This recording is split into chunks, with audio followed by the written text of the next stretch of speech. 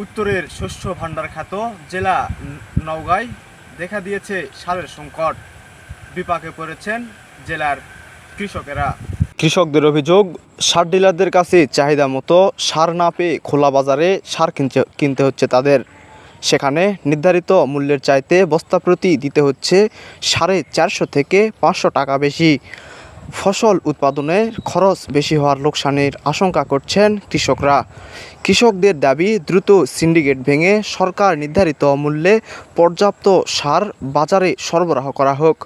অভিযোগ রয়েছে, জেলায় অবৈধভাবে সার মজুদের অপরাধে অসাধু ব্যবসায়ীদের জরিমানা করার পর 24 ঘন্টা না পার হতেই আবারও বেশি দামে সার বিক্রি করছেন তারা। জেলা কৃষি সম্প্রসারণ অধিদপ্তর বলছেন, নওগাঁ জেলায় কোনো সারের সংকট নেই।